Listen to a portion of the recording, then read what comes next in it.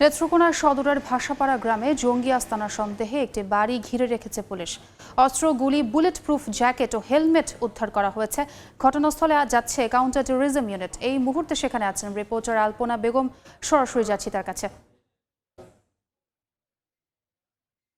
যে এই সদর উপজেলার যে ভাষাপাড়া গ্রামের যে একজন এখানকার যে ডুয়েটের যে সাবেক প্রফেসর, এই সাবেক প্রফেসরের বাসায়, যে ভাড়া দেয়া বাসায়, সেই বাসায় হচ্ছে পুকুর এবং এই বাসাটি ভাড়া দেয়া ছিল। এই বাসাটিকে আজকে দুপুর থেকে পুলিশ ঘিরে রেখেছিল, কিন্তু এখন এই মুহূর্তে এই যে কিছুক্ষণ হলো যে এখানে যে এন্টি টেরোরিজমের যে ডিআইজি, তিনি আসাদুল্লাহ চৌধুরী, তিনি এসে ভেতরে প্রবেশ করেছেন।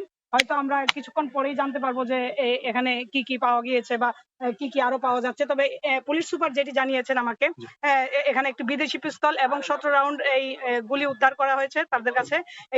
এই তথ্যটুকু আমাদেরকে দিয়েছেন। এবং যে তারা যে এন্টি টেরোরিজম আনার কারণটা হচ্ছে, তাদের কাছে সন্দেহ হচ্ছে বুলেট প্রুফ জ্যাকেট এবং এই বিভিন্ন হেলমেট, এই ধরনের যন্ত্রপাতি বা এই ধরনের সরঞ্জাম তারা ওখানে পেয়েছেন। এই কারণেই তারা আগে প্রবেশ করেননি ভেতরে, তারা এন্টি টেরোরিজমকে সাথে নিয়ে পরে প্রবেশ করেছেন।